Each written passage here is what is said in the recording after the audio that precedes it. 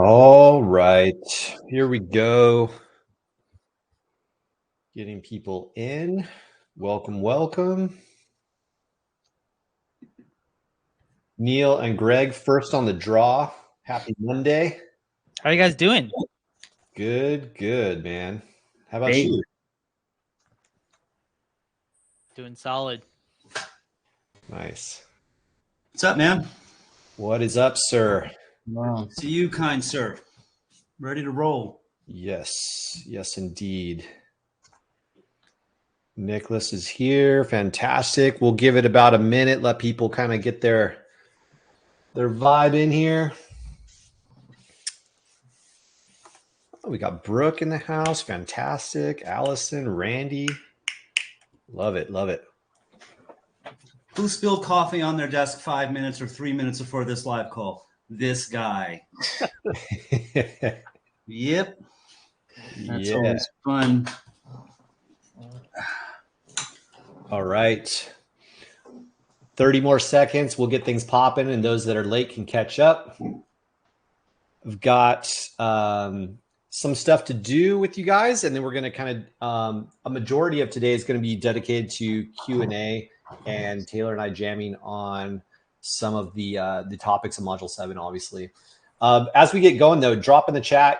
Scale of 1 to 5, 5 being fantastic, couldn't be better. 1 being, man, this was rough. It was hard to get myself out of bed. Give me your energy ratings. I want to know where you guys are at. There's no right or wrong answer necessarily. It's just the truth. Greg's a 5, fantastic. Ryan 4, nice. Nicholas 5, Brooke 7, damn, bringing the heat. I love it. Neil 3, Allison 4, Randy 5, nice. So far, we have 11 people on this call. Okay, maybe 12. Looks like Gonzalo. Okay, they're creeping in. Gonzalo's a 45. Wow. All right, you guys are on a whole. 4.5. Okay. I thought you found a new level of consciousness there, Gonzalo. Cool. All right, let's get cracking. Let me share my screen. And we will commence. Right. Where are you guys? Right here. Shit. Cool. All right. So as you guys know, this is the 7th and final cohort call of the cohort. Number 1, module upgrades. We did a lot across the entire path. We're going to continue to. So the cool thing about LaunchKit is this is an evergreen environment. The modules are going to be consistently upgraded, versions 2.0, version 3.0. It's all about iteration.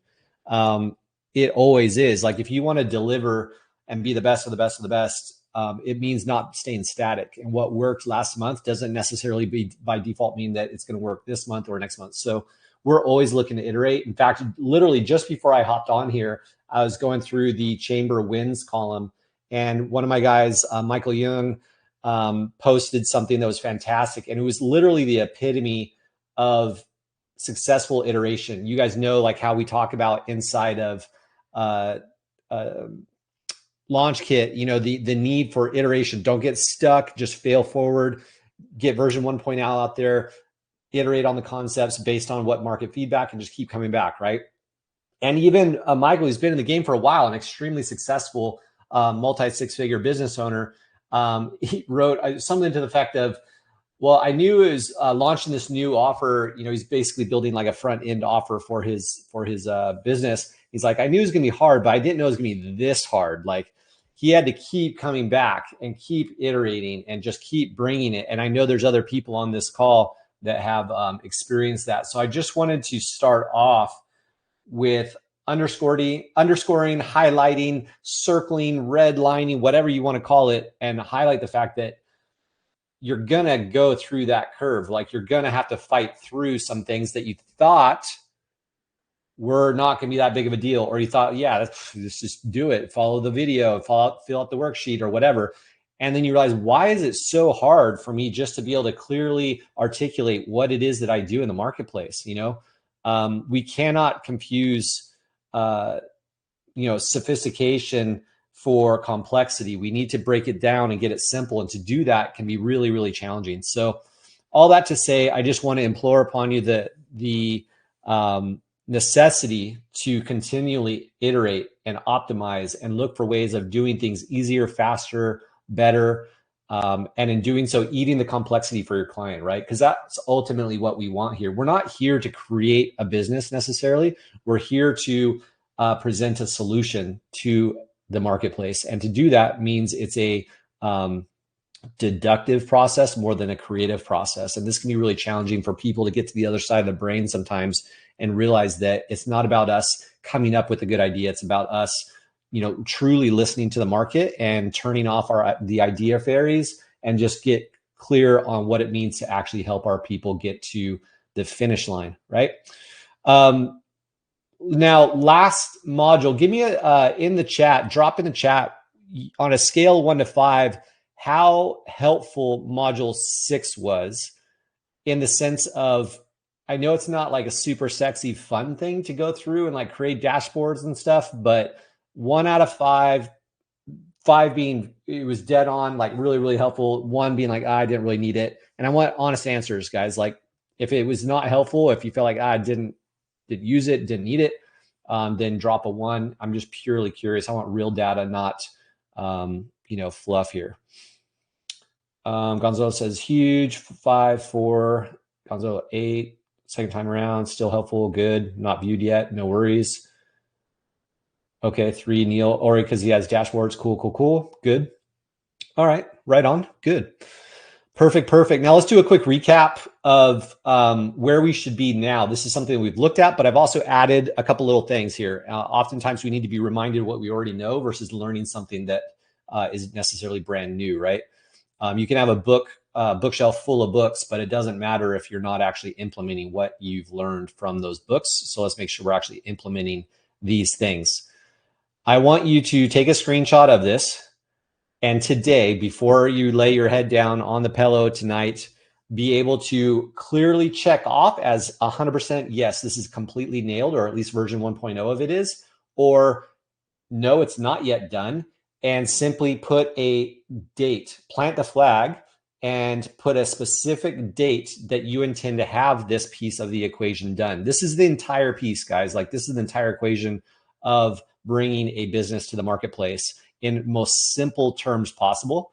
And I really, really need to make sure that you have the ability to check off every single one of these things. Okay. If you can't, that's fine. Like I said, put a date to it and hold yourself accountable. I would love for you guys to drop in the LaunchKit forum once you're done with this process, whether you want, take a photo of it or create a digital version of it, whatever, the ability to either have these crossed off or put a date next to it. I want to hold you guys put some accountability here for you and make sure that we're actually going to get these things across the end zone here and done. All right. So clearly defined ICP profiles 1, 2, and 3. You can't sell to someone if you don't actually know who they are and what they want. Version 1.0 of your flagship offer. Remember, just like what I was saying, this is a deductive, not creative process. There's always a little bit of creativity, but I think you get my point here. We just need to have very clear, rational understand what it is that our ICPs want, and then how we're going to help them get there faster, cheaper, more efficiently, etc. Right? Cross-platform branding. Show up in the marketplace like a pro. Don't just have pictures of your cat and your meals on your Facebook and then wonder why no one's responding to your DMs. Right? Like, let's make sure that we're showing up on wherever we are online, like you want to be presented like a professional. If you treat your business like a professional, it will respond like you're a professional and pay you accordingly. Content creation distribution schedule. Consistency equals credibility. Credibility equals relationships. Relationships are the business of business. You must have an open sign on your business every single day. If you don't, figure it out, because people will start to realize that, wow, this business is like barely open, or it only shows up, or the doors are only open sometimes, right?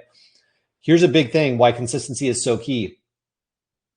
We have to remember, just because you post every day doesn't mean that people actually see it, right? So let's make sure that you are always out there on some level through your content creation and through your messaging, so that regardless of whether your specific post crosses their feed that day, and they didn't just scroll by it while they're sitting at a red light or something, Let's make sure that you keep showing up. If you're getting sick of saying the same thing over and over again, or if you feel like a broken record and you're like, man, this is like all I'm posting about, that is a good sign that you're probably just starting to get on the radar of the market. But if you're posting about this over here, about this topic for a while, and then you're posting around this, and then you're switching your message, and now you're posting about this, it's not consistent. Like, you've got to keep showing up and be consistent long enough for the market to catch up with you and realize that, wow, this guy's a professional, or this woman's a professional, and this is what she stands for. This is what he's all about, right? It takes time. Like, you can't just show up and then wonder why after 2 weeks of posting that your business is on fire, right? It takes time to build up that consistency and that internal momentum in your business.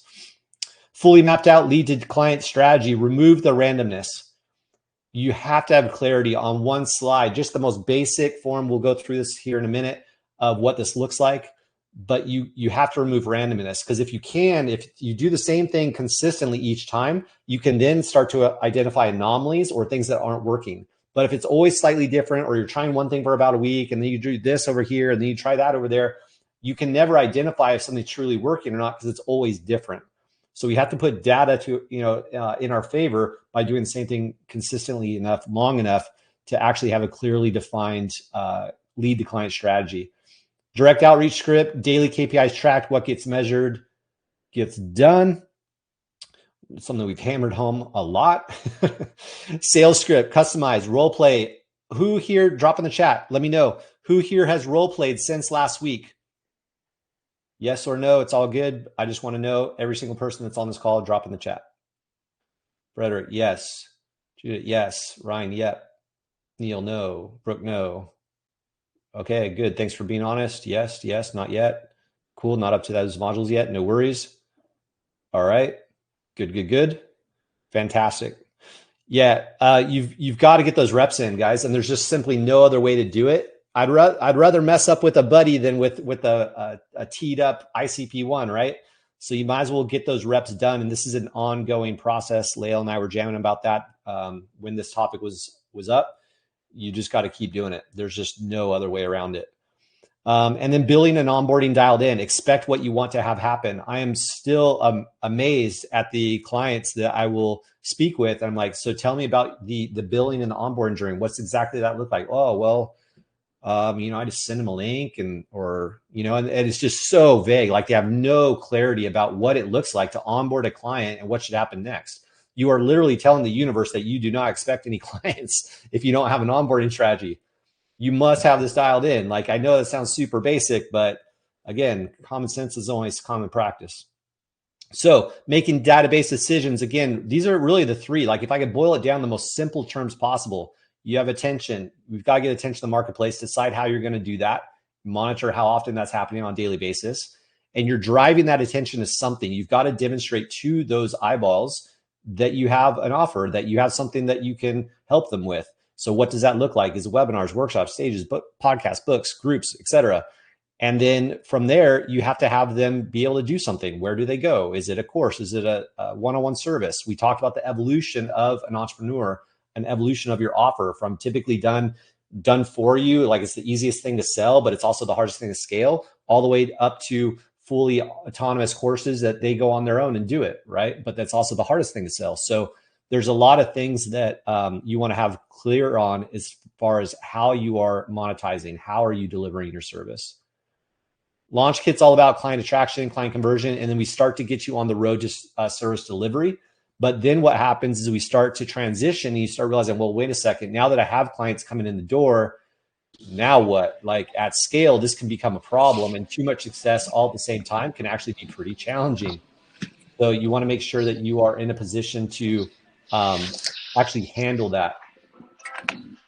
Let's get the mutes on if we can. Cool. All right. And then team development. Again, at some point, it's not just going to be you, most likely, I would assume. So let's make sure that you have eyes on the future. And this is kind of what we're going to start talking about today, what the future looks like to become a 7 and eventually even 8 figure, if that's your goal. Consultant, service, deliverer, whatever it is, the service proposition that you bring in the marketplace. This is really where we're going to be going to. and I want to make sure that you have clear eyes on what it looks like. All right. So this is what we're jamming on.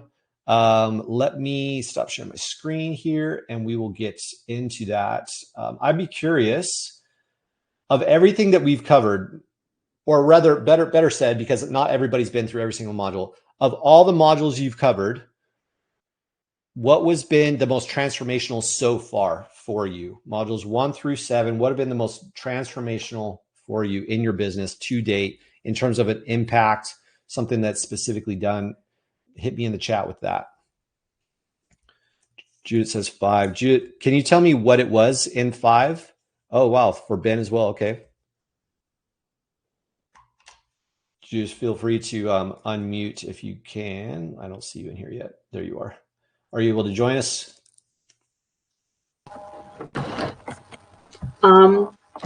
Yeah, so what I found about module 5 is, the sales process and the role plays.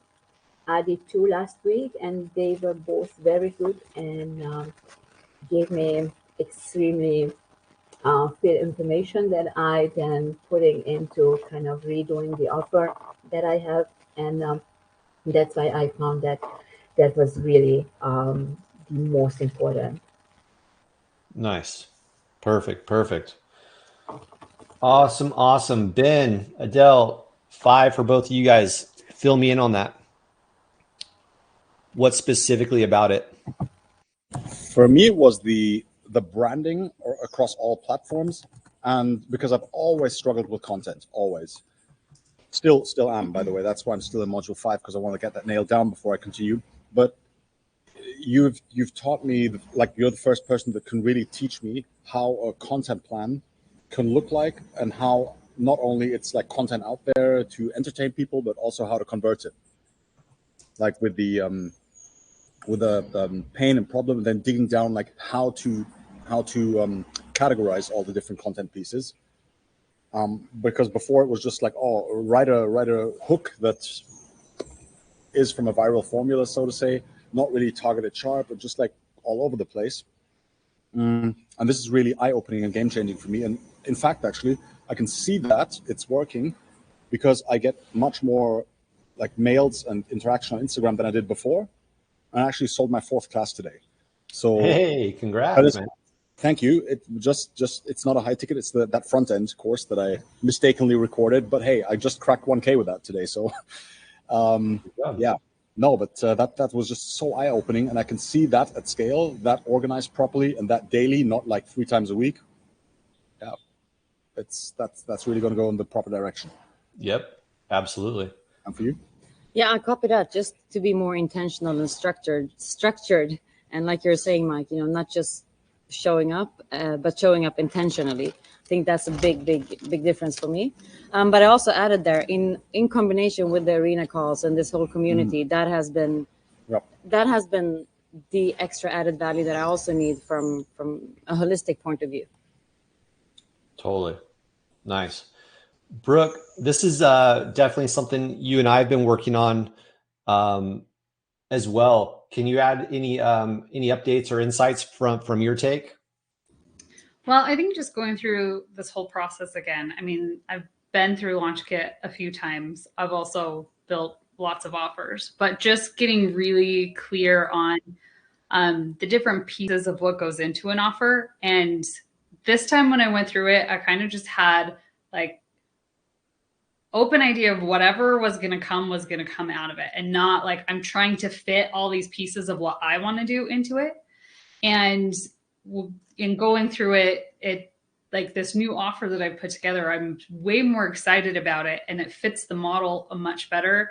And even in module 5, as I'm going out and I'm testing messaging and stuff like that, people are raising their hands of, yes, I want that one piece. Yes, I want this one piece. So I know that like everything is just like fitting in together a lot better, if that makes sense. Totally. Yeah, I've been down that road too. And this is something I see all the time, guys. That's why I know I keep harping on this. Okay. And I promise this won't be the last time you hear me say this, but there's so many times I work with clients over the last 12, 15 years of helping people like take their intellectual property and monetize it in the marketplace. They have all this information and they want to give it to the market. And we have to remember, it does not matter what we want in the sense of helping the client. Like, we have these preconceptions, we have these ideas of what we want to bring in the marketplace. We have these pictures in our mind of how it's going to look. But ultimately, the faster we can get to the point where we realize, put all that aside and just purely ask the market and listen to the market. What are they trying to do? What are the things that are keep holding them back? And then do nothing but address that specific thing. It gets so much easier than trying to ideate across all the different things that we could do. And it's challenging because, typically speaking, the entrepreneurial brain is a pretty creative brain, and we're passionate and we want to make an impact, and we want to bring all this value, quote unquote value, to the market. And so we can confuse that value for volume. And ultimately, if you can build an offer and then over time iterate it consistently and start figuring out, what can I get rid of? What can I get rid of? In fact, this is a talk, I'll share this with you really quick, that Taylor and I have on pretty much a weekly basis, if not at least once or twice a month, where we go through Chamber, we go through all the curriculum and inside LaunchKit. It's like, hey, if we were to get rid of this, what would happen? Would things break? No, get rid of it. Just get rid of it. Like, streamline things, get rid of it. It's very easy to add complexity, to add things to an equation. The true mastery is actually being able to pull things out of it and still maintain the end result, or even create a better result. That's mastery.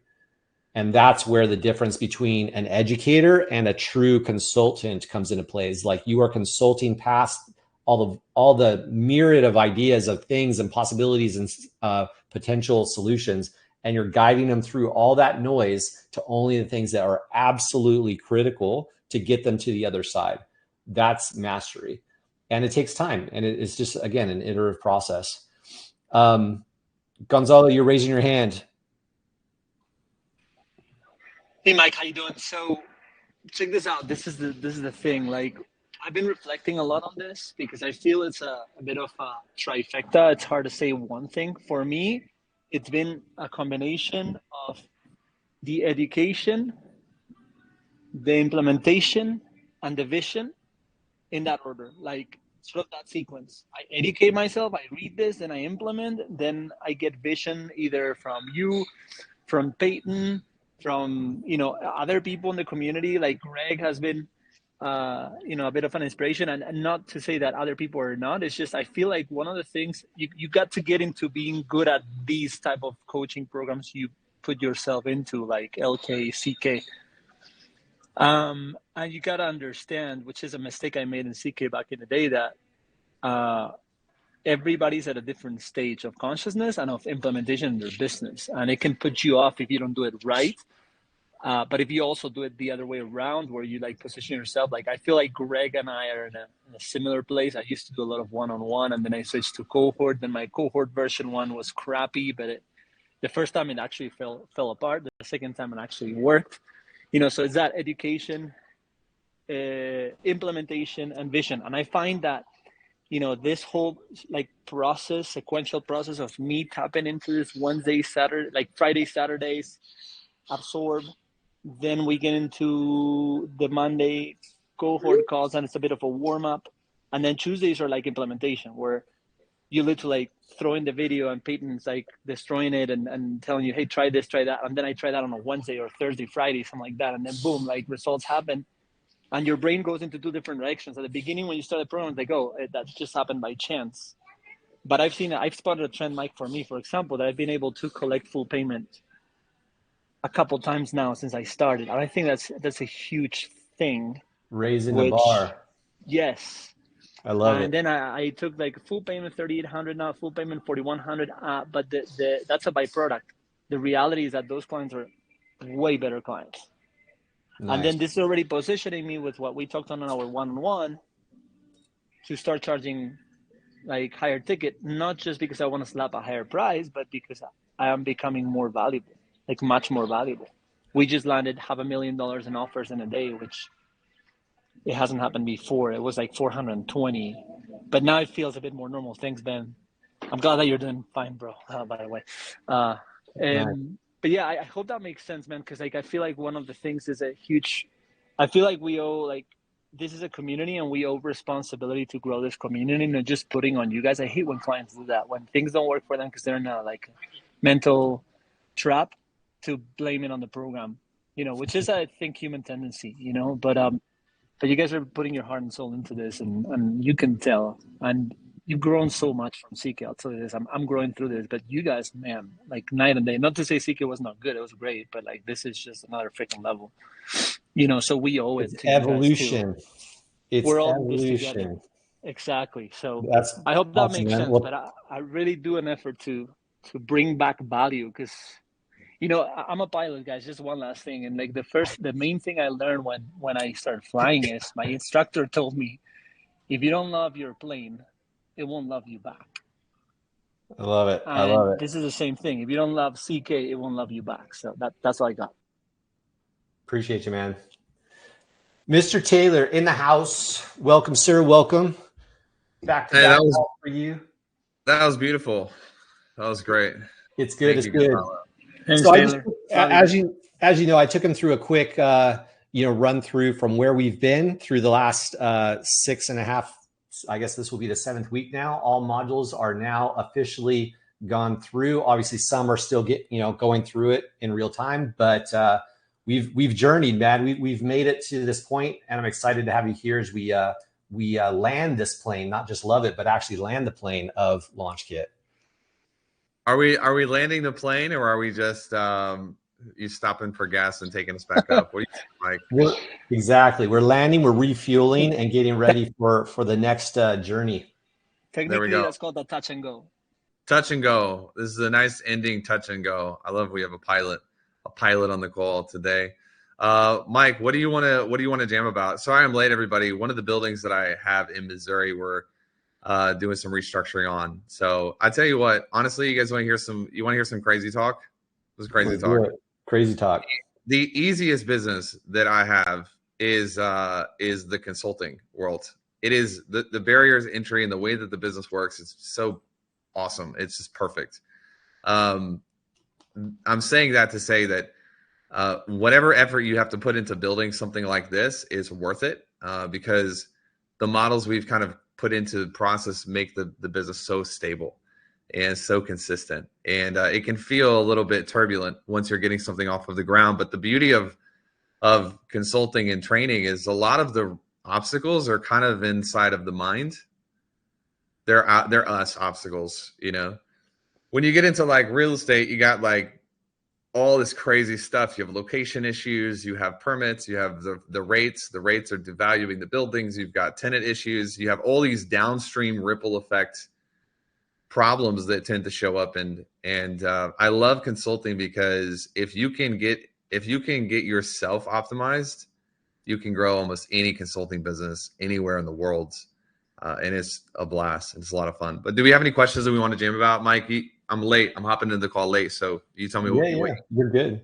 Leah, let's get a questions queue going. Guys, if you have a question, just write question in the chat. First come, first serve. We'll go through. I want to take advantage of the time we have here, myself, Taylor, and I together to address anything specific to the curriculum that we've gone through and any questions you have about what it looks like as you're progressing past through LaunchKit, the next levels of that. Obviously, that's kind of the topic of Module 7. So let's go first. With Neil. Yeah. Let's go. Did you say Neil? Oh, yeah. All right. What's up, guys? So I am having a lot of success with outreach and getting new leads. I've been using like a Facebook group strategy where I'm posting every day in there, adding new members, and it's popping off. Like new members are being invited by others inside the group. And we went from like 0 to 100 instantly. And people are really engaging with the content, feeling really good about it. But now I'm in messages with all these people. Like I've been messaging with people to invite them into the group. How do I start to transition those into calls, like booked calls? Like what are some good strategies for that? In the group, when people get in there, what are you doing with them? Is it group to clients model? Yeah. Well, I haven't really like gone through the group to clients model, but once they get in there, I'm introducing them in the welcome post, pointing them to a welcome post so they get structured or oriented with everything. And I send them a welcome gift, so I message them all. But Yeah. they're people that I add first as friends. Yeah. I Well, invite them to the group. are there call to actions inside of the group content itself? Yes. Okay. How's the engagement of the group? It's going pretty well so far. It just started. Got 100 members in there, but people are posting in there. People are messaging me questions based on content. So I feel really good about the What are content. you saying to them? I'm answering their questions. Okay. Tell them to just get on a call. So simple. Yeah, it's super, super simple. What about for like people? So for instance, if someone says in the group membership questions, yes, I'm interested in learning more. Can I message them? What's like a good strategy for that? Simply say like, hey, since you were interested, here's more information, or let's jump on a call. What do you think? Just send them that. I'll send you something or go from there. And then Yeah, Neil, this is all pretty hammered out in the group to clients training. So I'll make sure that you have a link to that, because I think that will address a lot of any question marks you have here. Because it sounds like you got something off to a good start, which is great. But there is some very well proven strategies that are locked there inside of group to clients. Awesome. Sounds like that's the right next step for me. Totally. Yep. Cool. Gonzalo.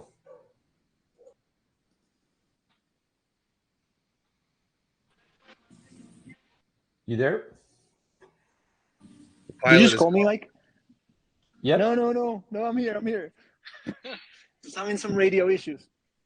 Can you guys hear me? Yeah. It's All good. right.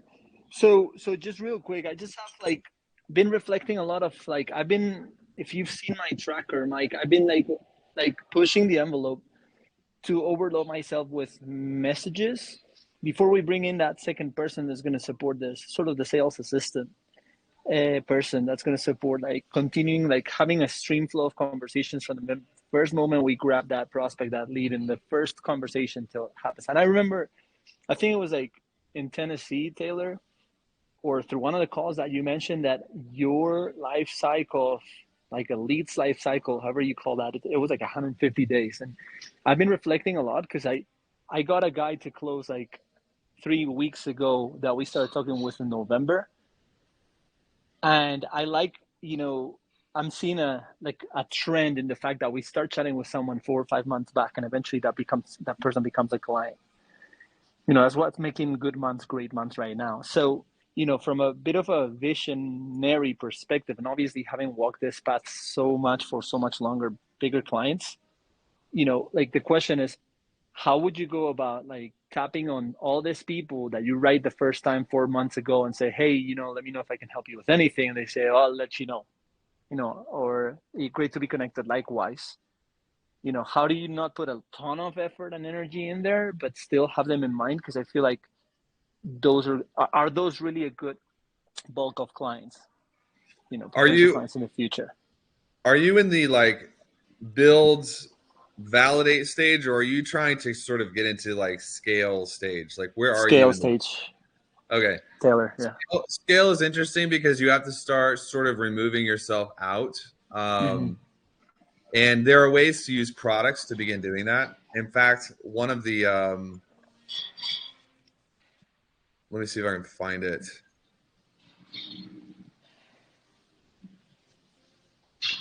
Let me share my screen for a second. Are you mobile, or can you see us? Can you see your screen? I can't see. I'll turn on my camera. There you go. I'm here. All right. So we're redoing the customer acquisition playbook that's in Chamber. Mm-hmm. And that's June. So you should figure out how you can make it to June. If you are truly heading into a scale cycle, you need to just call Ben and figure out how to, like, that's a Chamber conversation. But you want to start using products to take someone from upstream into client enrollment, and then different products to take someone from downstream into client enrollment. And so what you're doing right now is you're using a lot of conversations here to try to get them into pocket. We want to replace that with products. And then all you have to really focus on is this narrow place right here. So we're going to scale through, you're still going to do the activity, but you're not going to do it with every single person. They're going to have to check off certain boxes for us to do that. Got it. Are you saying, Taylor, that I need more products to fill that up? You do, but you need the right, there's your face. I got you now. You need the right products that are upstream to client and then downstream to client. So we've got to build those in ways that are not just going to get you a bunch of customers, but they're going to get you customers that turn into clientele. Okay. Yeah, I feel like my higher ticket secondary program is not up there yet, but I still have to fix. And this is sort of like in a way, Mike and I already discussed, and Lyle already discussed this the other day on the one-on-one, where I'm solidifying my feeder, my launch kit, my SAFE program, so they go into the executive the second. It doesn't work the exact same way. So like the feeder funnel is in some regards it's going to be outdated at this point. You need a flywheel that has the right elements in to grab your ICP, and you want to take an ICP 3, turn them into a 2, then pull them in. You're going to burn out if you try to do that all over Messenger. Yeah, I'm actually doing that myself, like personally, like WhatsApp calls on the phone, and I've tapped out. I mean, I can keep going, but it's definitely reached the glass ceiling there. When you say ICP3 offer, do you mean like some sort of like small video courses? Because I got a lot of piecemealing that I can do. Like in my main product, like there's like express interviewing modules. For example, I have an express interview script for if someone gets called in and they have an interview in 4 days, they can get up to a huge level of an interview. Like, yeah, well, it doesn't matter what the medium is, like whether it's modules or a book or a paid video. It matters more what the problem you're solving in the product is. And there are upstream problems and there are downstream problems. And so, for anyone who's not in scale territory, you got to ignore all of this because you've just got to get to a consistent, 10, 15, 20K a month. And then you start using that momentum to introduce new offers and opportunities to the marketplace. But they have to be opportunities that are designed to find your ICPs. All right. Good stuff. Something, Gonzalo, like we talked about before, you're in this position right here where all of a sudden what you've been doing is no longer going to work very well. You're going to see a diminishing return on results or return on effort, right? So like it's going to get uncomfortable for a while until you just finally are able to jump and make that break, because the model that you have, the engine that you're using right now, is only going to take you so far, right? So what got us here won't get us there. That, but that's what you're feeling. Just know that that's how it is. That's just how it is. You're using old models to try to solve newer problems, and there's just going to be some friction there. But you're on it. That's why I feel this circle building, this whole like revamp and overhaul the product in that self, Mike. It's so relevant. Like even if it's not a straight up selling like activity, I feel it's going to change a lot of things, like the way we're perceived, our mindset, our delivery, like the effort we use in fulfillment right now, which is nuts, if you ask me. All things like that, where it's going to be like sort of like that new up leveling, into how we operate. So cool. Awesome, guys. This is adding a lot of structure, guys. Thank you very much. No sweat. Ben, you are up. Hey, what's up? I'm struggling, like I wrote in the group, a little bit with content. And first of all, it's ideas, like content ideas, but that's getting better and better, so to say. But what I've done up until now was I was always recording short form content, so reels. But what I learned in module 5 was like that you record long form content and then have an editor chop that up. So you have a lot of daily short form content to push out.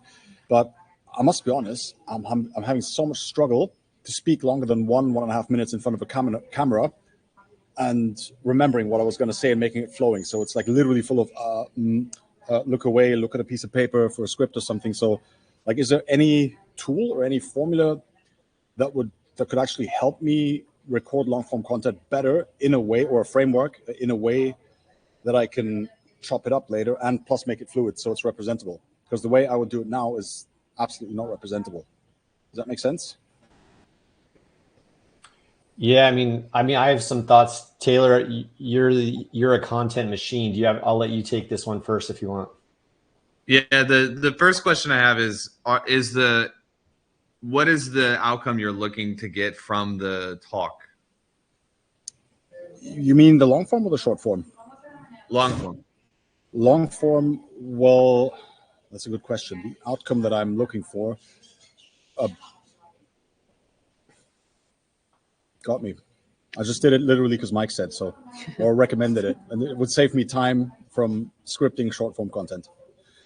Let's lock that in, because if we're lacking, like, where do I want to get in this like conversation? Like, what do I want the outcome to be? It'll be hard to you can have a framework and you still just won't feel like following it. So I would see if you can define the outcomes as follows. You want to show the market that you are a subject matter expert in this thing and give them clarity without telling them what to do.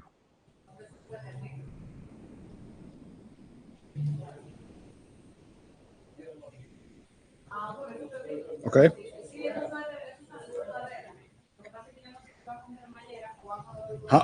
Give clarity without telling them what to do. Can you explain that a little bit better?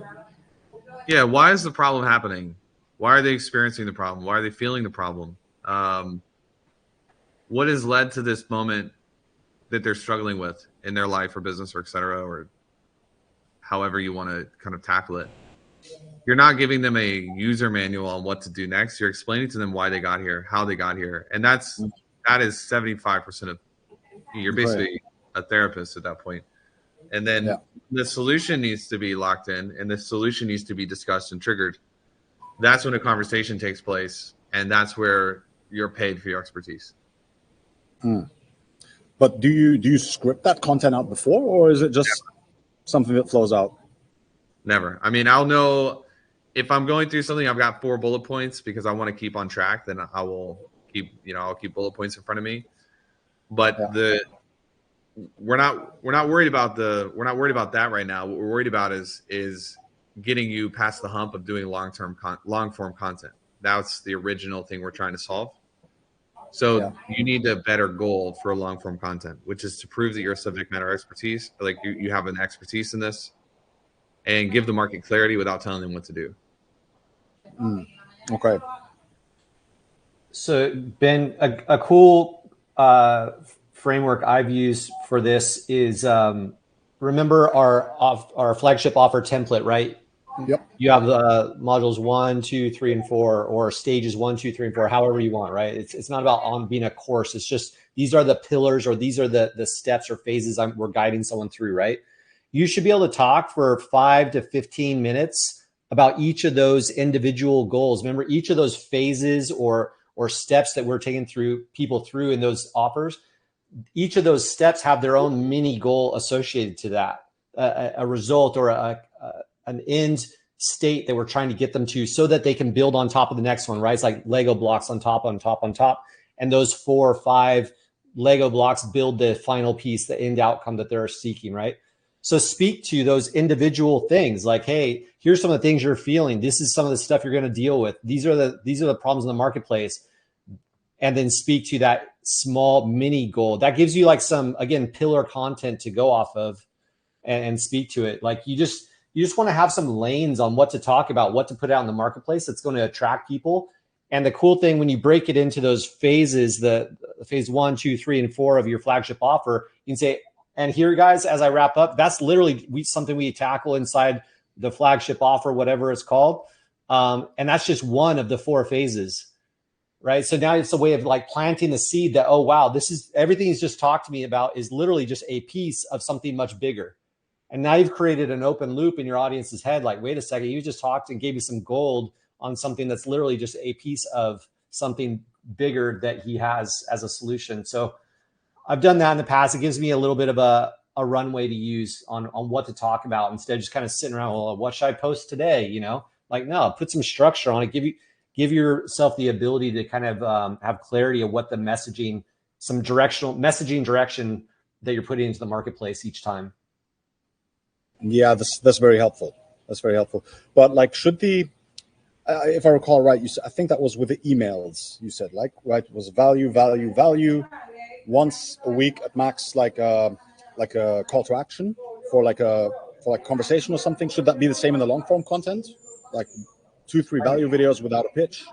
I mean, it can be. I don't know. I'd probably lean on Taylor for this one. He's the marketing side of the house here, but I don't think there is a black and white. Every 3, do a call to action. I don't think it works like that. Taylor, any thoughts on providing maybe some guidance on how often you throw a CTA in?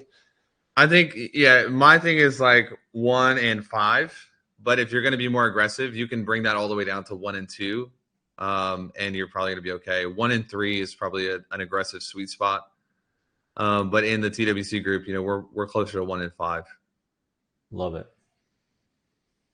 Does that help, Ben? We'll see. I'll implement and then I'll let you know. Thank you so much, guys. Cool.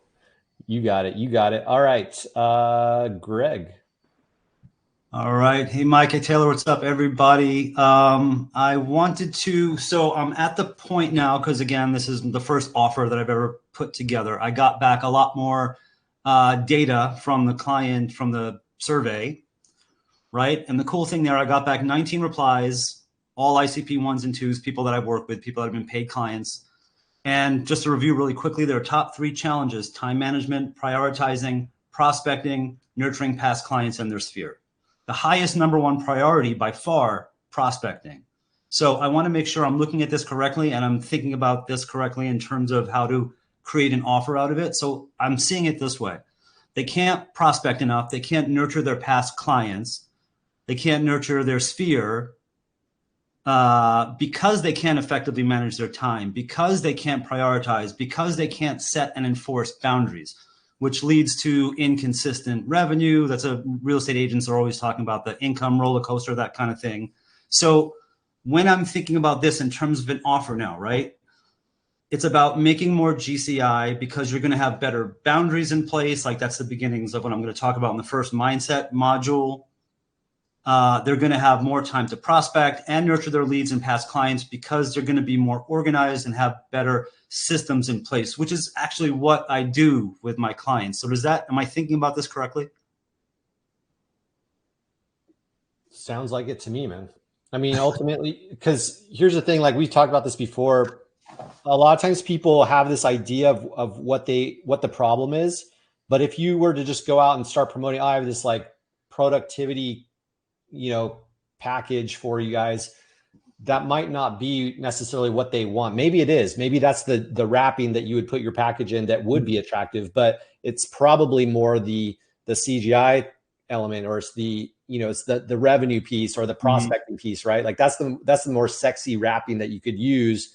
But then inside of that, part of achieving that is the productivity elements. Right. You know what I mean? And that's kind of where, as a subject matter expert, you have to be able to like gauge the audience and understand what is it they think they want, or what they think the solution is, and what it really is are sometimes slightly different.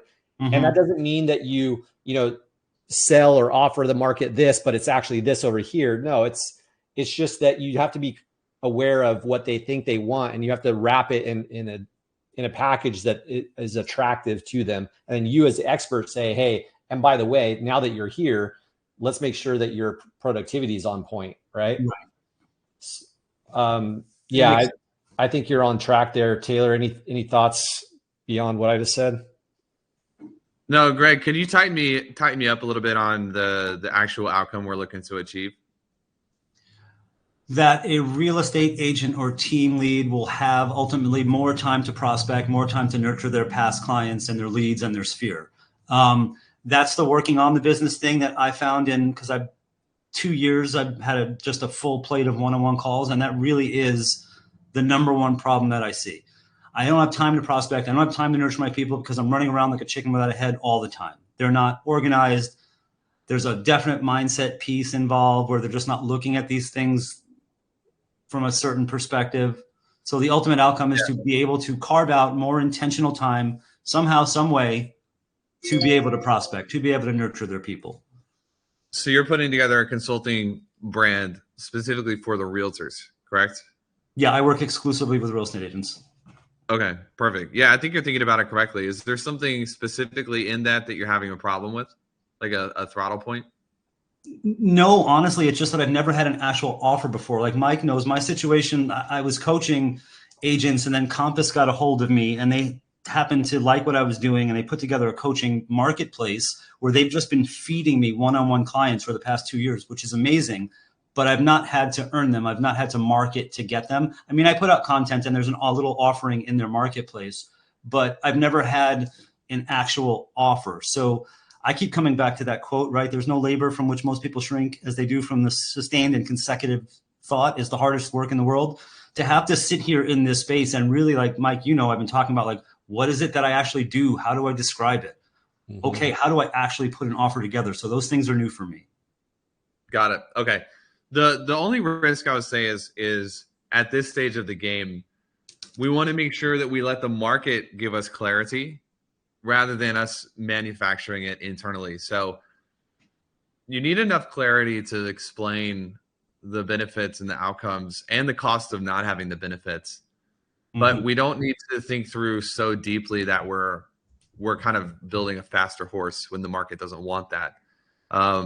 So that's where activity gets really useful. We need clients to pay you and to tell you what they're looking for, and then we can put that together as we go.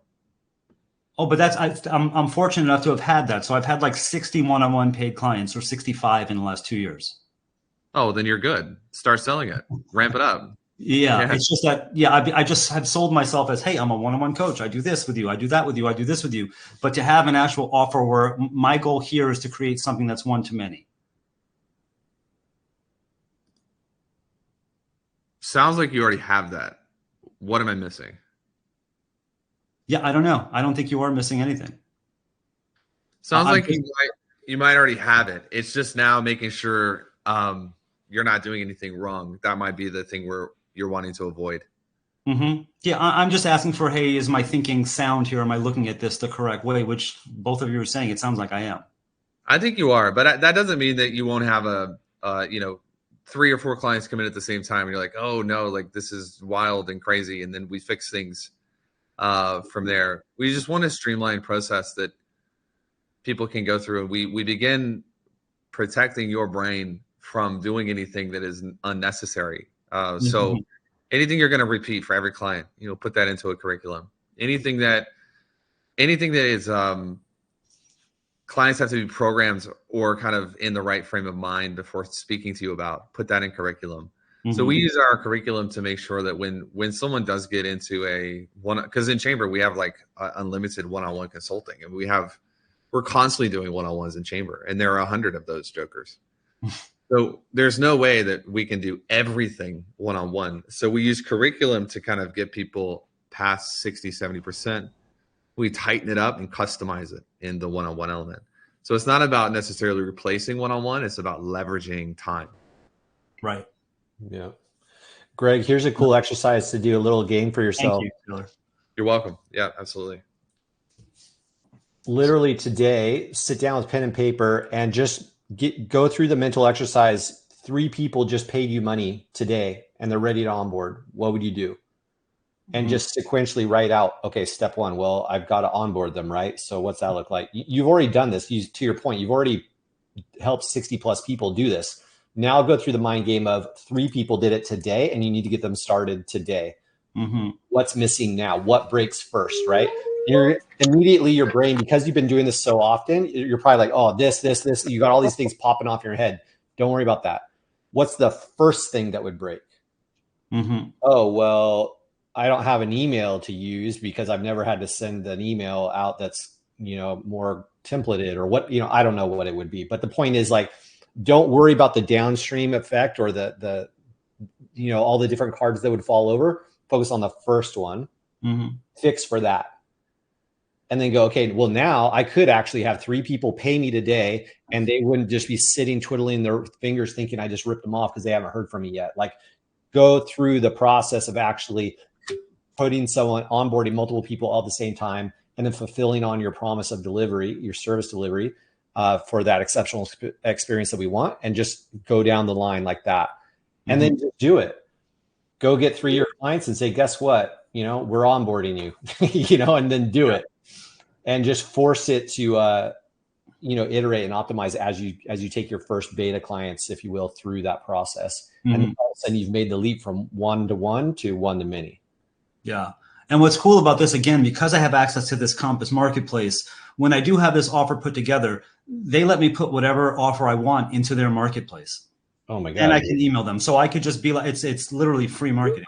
So I can put this offer together, put it out there, and just have the market tell me, yeah, we want this. Okay. Well, one of the best things you could do right now then would be to go, I'm taking 5 clients today. And then just do it. Yeah. Yeah. And then you're like, oh shit, I just had 5 people pay me. Now I got to deliver. All right. Well, week 1, what do we do? Okay. Well, we got to do this. Like, I think you're kind of like throttling. You're saying launch the offer and then just like sell, then build. That's my favorite, dude. Just sell, then build. Because then what happens is, like, you're on week 1, you're giving them the stuff to do. And then while they're chewing on that, you're jumping ahead and building week 2. Right. And you just, like, right in front of them, build it, and it'll force you through this analysis paralysis that you're kind of sitting in. Like, you've already been there, done that long enough that I think you can literally, like, expedite the process here, man. Shit, you know what? I know you're right, because as soon as you said that, I got a pit in my stomach. I was like, oh no, I'm jumping and then building later. Yeah, there you go. Okay. That's great. That's one of that pit in the stomach is one of the best indicators of what you're supposed to do as well. There you go. Game, set, and match. As soon as you said it, I was like, oh no, this is happening. All right, guys, thank you. I appreciate it. Yep.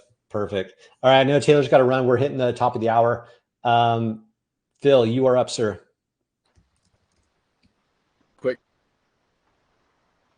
The service, I can't remember exactly where it is in the model, where kind of like service delivery tension happens. And it was mentioned, like, is that typically right around 20K in monthly revenue, 15 to 20K, that you start feeling that tension of needing to bring somebody else on? Is that what we're talking about?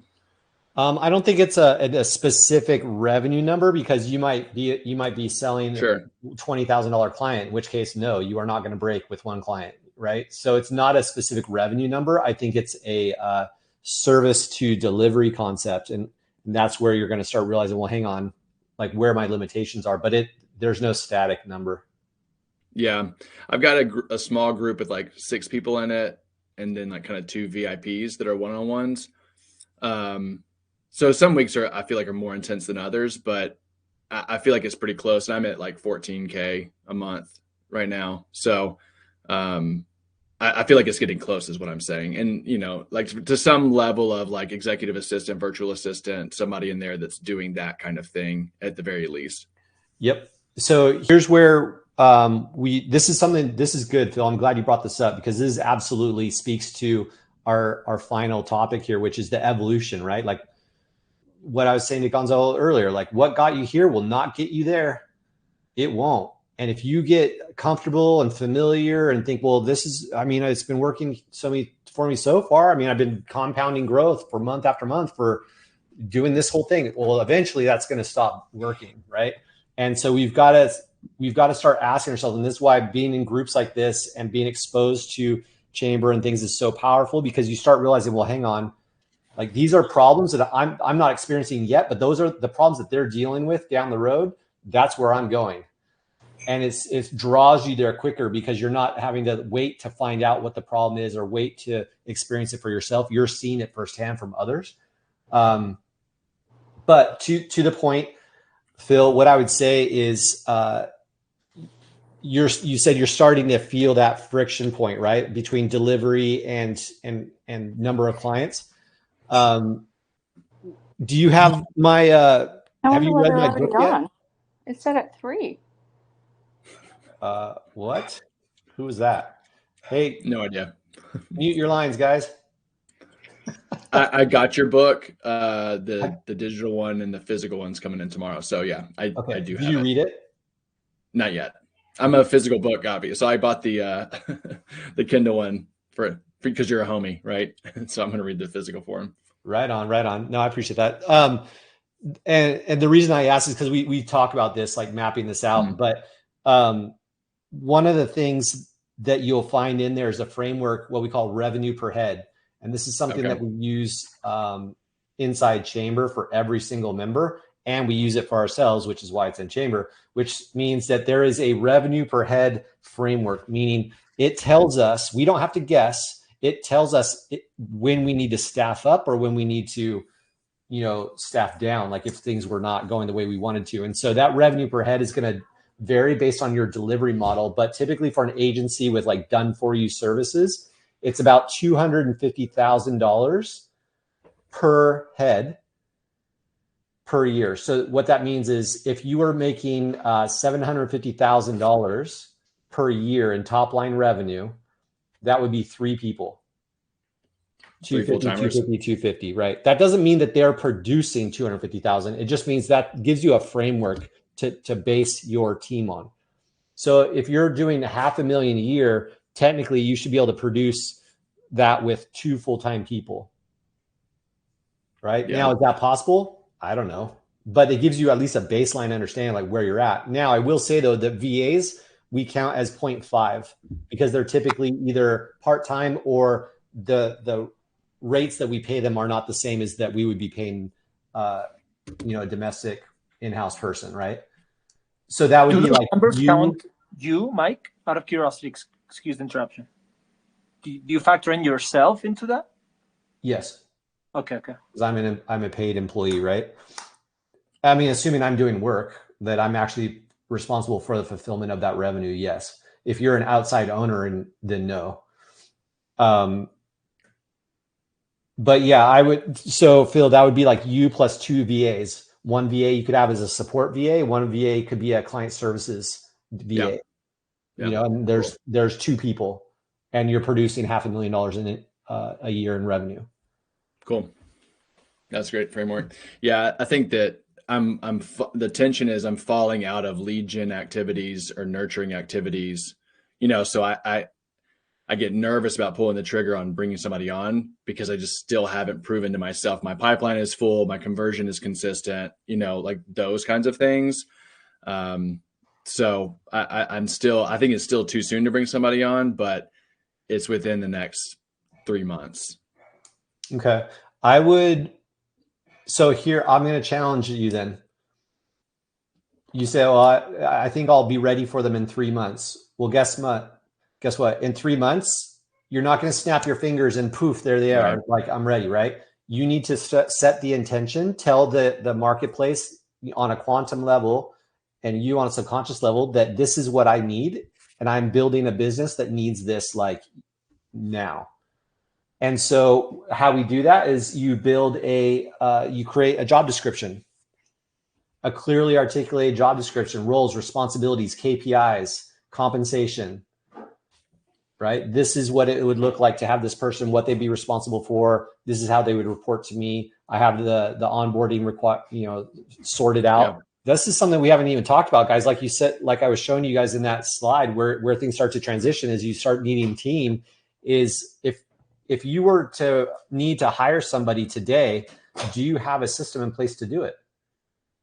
If not, you are telling the marketplace yourself subconsciously and the quantum side of things that you are not needing a teammate ever, and you have no idea how that would ever happen. So I know I'm like forcing you guys to think ahead, but that's literally, you got to pull this stuff towards you. You don't just like wander across it one day. We have to set intention into the marketplace and go, I need that. And it will probably take you at least 30 to 45 days to vet that person, Phil. Right. So I would say start working towards it now. as though you do need it today. And by the time you find the right person, it will probably be that 2 to 3 month spot that you're starting to look at. Yeah. Mike, can I add something real quick? Because I think it's relevant. Yep. I see a lot what you're talking about, Phil, with a lot of real estate team leaders. They get caught in this thing when they're thinking about bringing support staff on. They say, well, my pipeline's not so great right now, so I don't have enough going on. I can't justify bringing somebody on. And then they get really, really busy and things are great. And they're like, I'm too busy to bring somebody on right now. And it happens like constantly. And at a certain point, you have to like jump in and make it happen. Yeah, I see that a lot. Yeah, that's a good point. Phil, yeah, let's do that, man. Let's get a job description put together. And the cool thing is, guys, and we talk about this in Chamber a lot, like you essentially need an onboarding funnel or a system, just like you have an onboarding funnel or system for clients, you need it for team.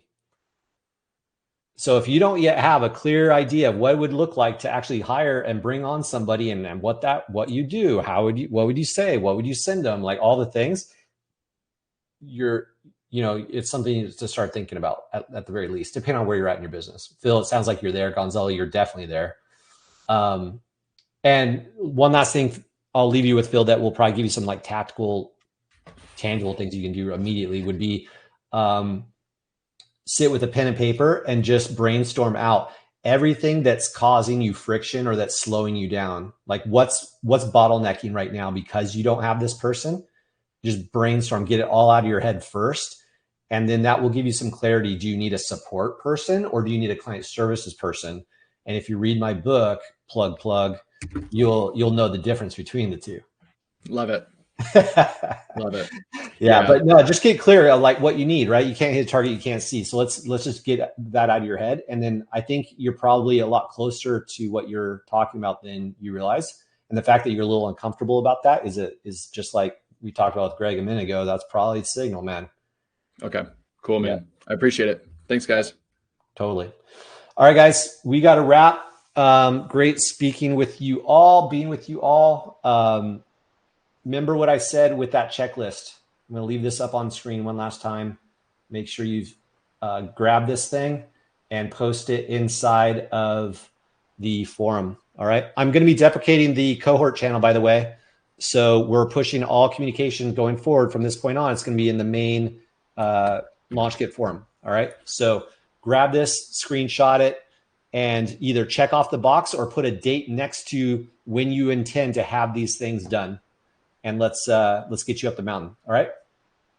Cool. See you guys. See ya.